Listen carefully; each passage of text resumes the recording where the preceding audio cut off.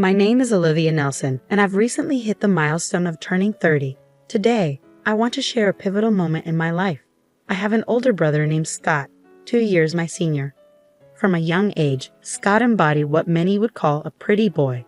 His features were sharply defined, and his handsome face often sparked rumors in our neighborhood about talent scouts from modeling agencies seeking him out.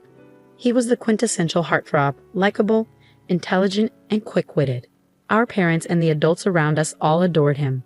On the flip side, I seemed to be the odd one out in our family, always carrying a bit of extra weight. Despite having similar facial features to Scott, being chubby detracted from any charm I might have had. I was reserved, not particularly engaging, and tended to keep to myself, missing out on the accolades showered upon my brother for his intelligence. It didn't take long for people to start labeling us as polar opposites, a contrast that seemed to be echoed by our parents.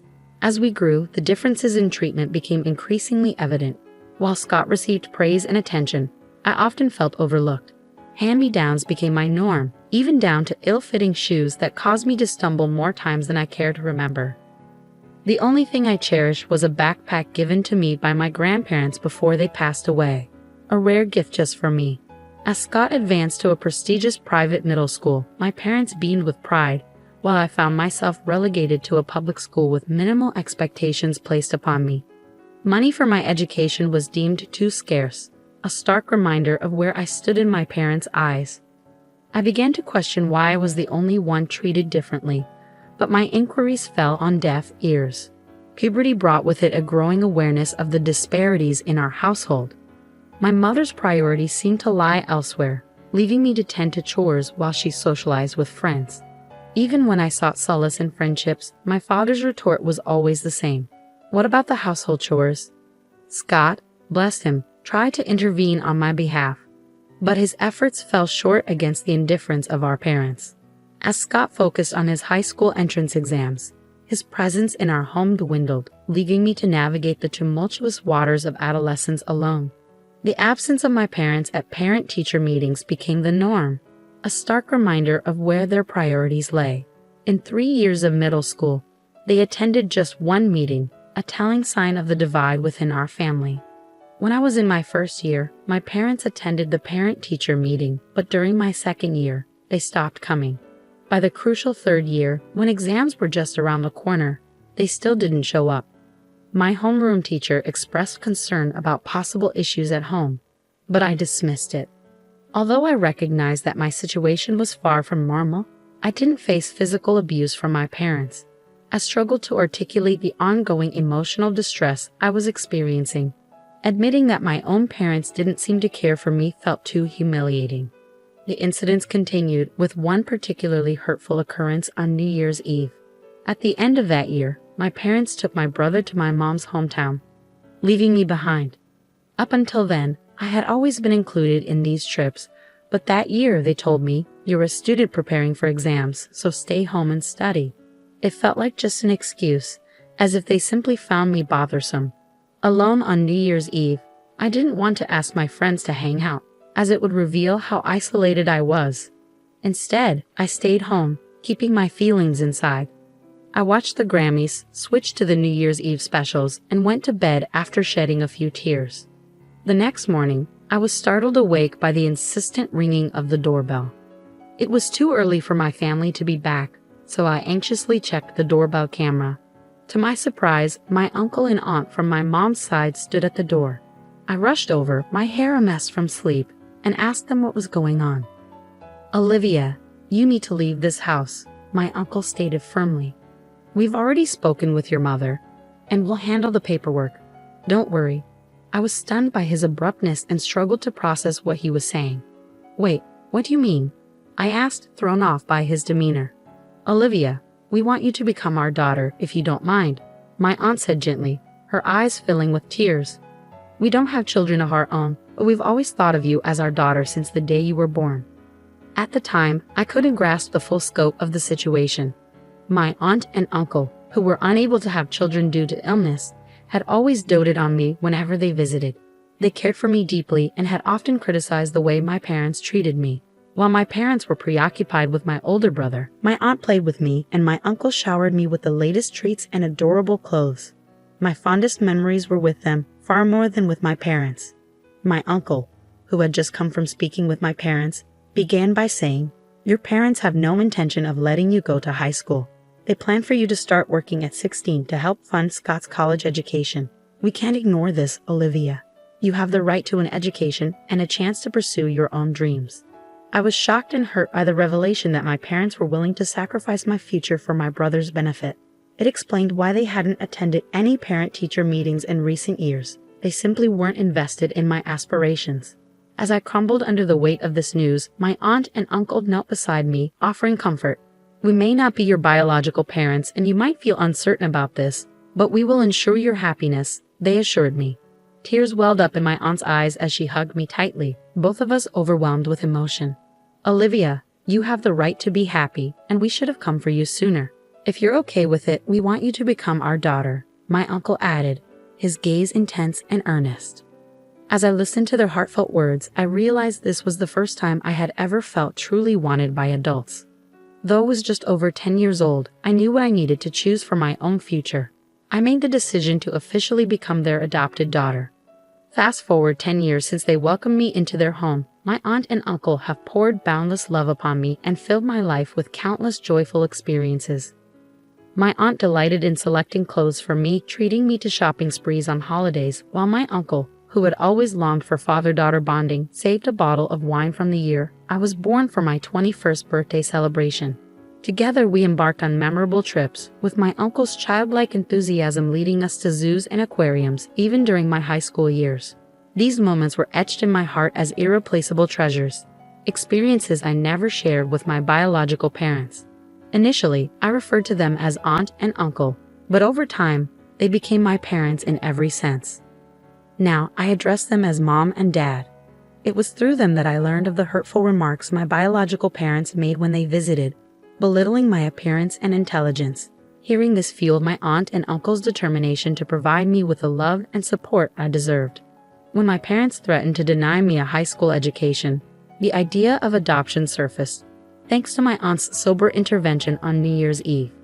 I am forever indebted to my aunt, who rushed to my side that fateful night, and I am determined to repay my wonderful parents for their unwavering love and sacrifice.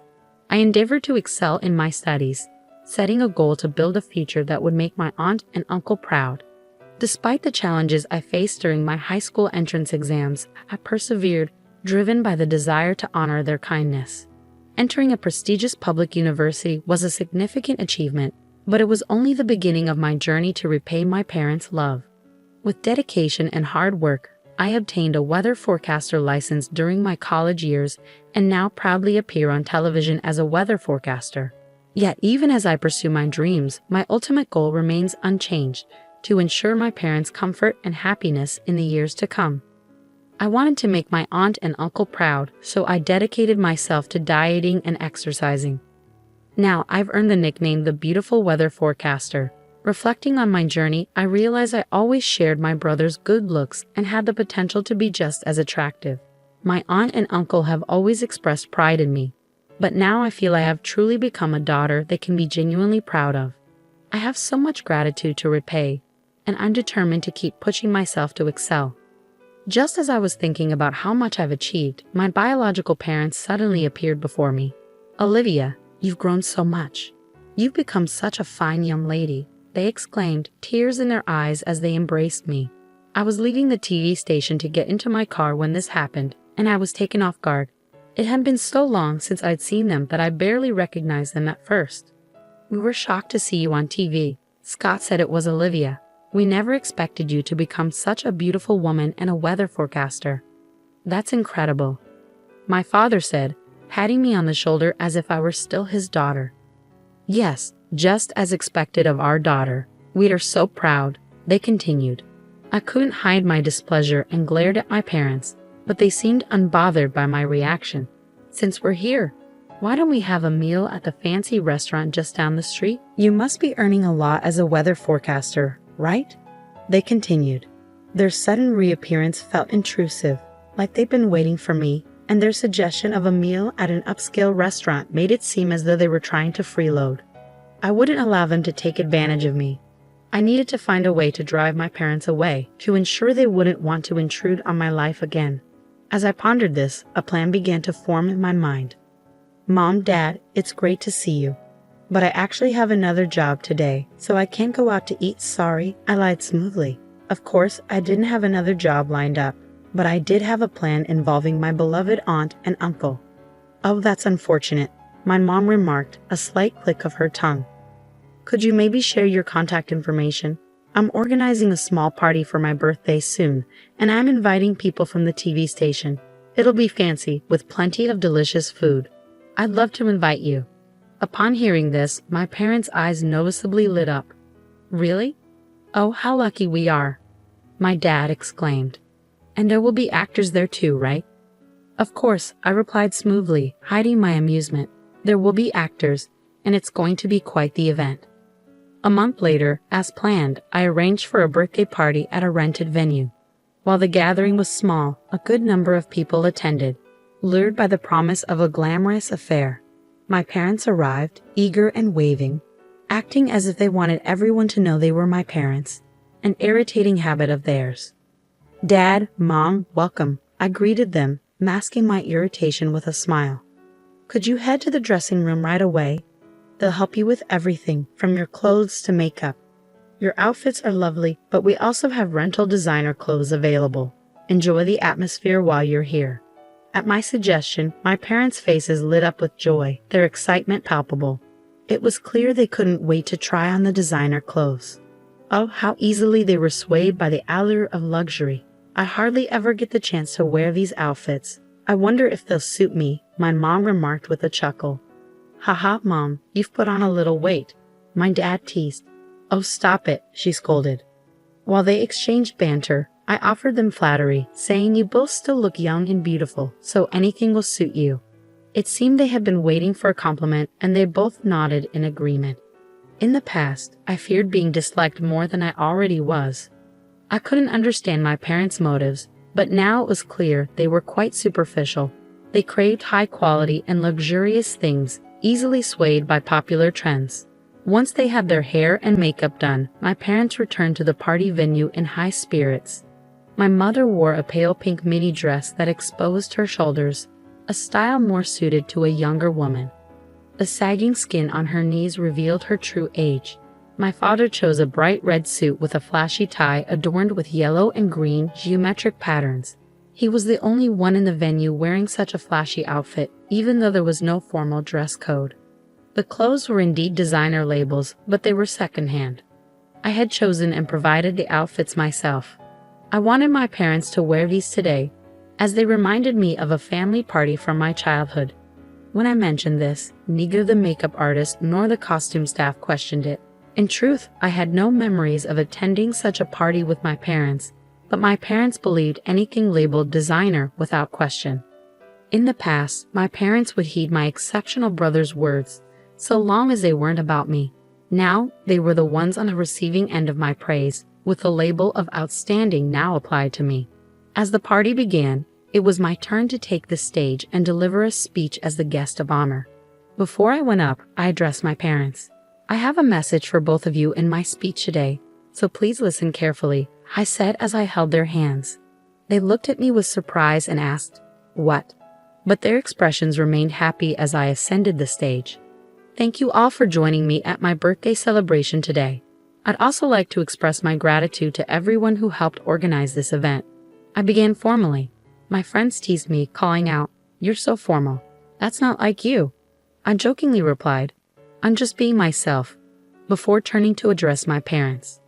"They're here today, right over there," I said, pointing in their direction. The lighting staff spotlighted my parents as I continued. These are the same parents who had the audacity to appear on TV and even set an ambush for me, despite abandoning me during my teenage years.